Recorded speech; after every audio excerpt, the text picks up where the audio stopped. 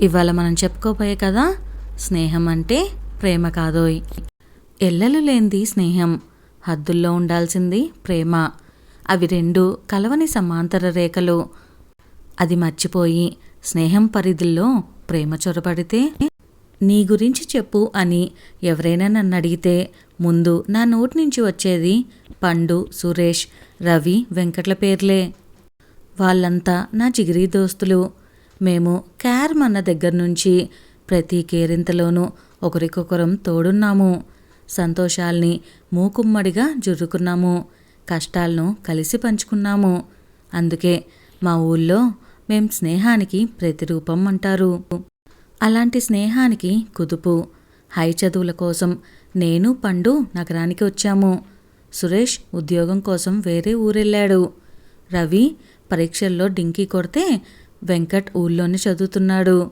ఇన్నేళ్లుగా మేమెప్పుడు ఇంత దూరం లేము. అందరిలో బాధ.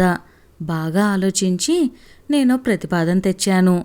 అందరం కలిసి సిటీలో గది అద్దెకి తీసుకుందాం, చదువు ఉద్యోగం అంతా కలిసే కొనసాగిద్దాము అని.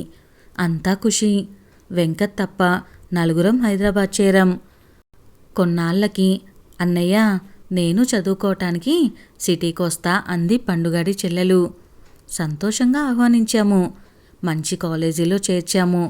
కానీ తన రాక మా స్నేహానికి పొగ పెడుతుందని ఊహించుకోలేకపోయాము.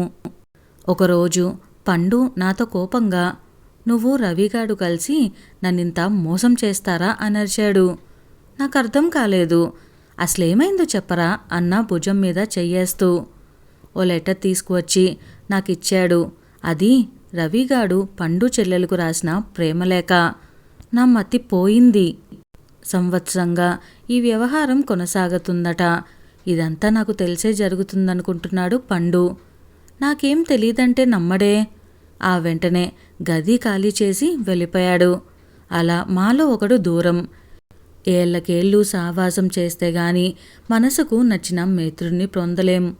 విడిపోవాలంటే మాత్రం క్షణాలు చాలు. అదే మాట చెప్పి ఇప్పటికైనా పద్ధతి మార్చుకోమని రవికి సలహా ఇచ్చాము. వాడు పట్టించుకోలేదు. పైగా చదువు వదిలేసి జులైలా తిరిగేవాడు. మేము విడిపోయిన సంగతి వాళ్ళమ్మకు తెలిసింది. మీరున్నారని మా వాడిని అంత దూరం పంపితే అలా గాలి కుదిలేస్తారా అంటూ మమ్మల్ని నిలదీసింది. అసలు విషయం ఆమెకేం తెలుసు? వాడు బాగుపడాలని అన్ని రకాలుగా ప్రయత్నించి చూశా. చివరకు నచ్చ చెప్పమని నలుగురు ఫ్రెండ్స్ని పురమాయించా. అదే నేను చేసిన తప్పు. మాట పెరిగి నా ఫ్రెండ్స్ రవి కొట్టుకున్నారు.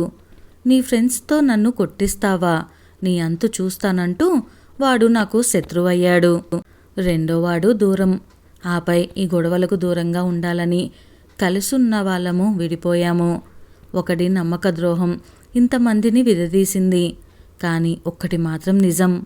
స్నేహం ముసుగులో సొంత చెల్లెల్ని ప్రేమిస్తానంటే ఏ అన్నయ్యైనా ఒప్పుకోడు. ముఖ్యంగా చదువు, ఉద్యోగం, క్యారెక్టర్ లేనివాణ్ణి. ఆ విషయం ఒకప్పటి నా నేస్తం తెలుసుకోవాలి. మా అనుభవం మాలాంటి స్నేహితులకు పాఠం కావాలి.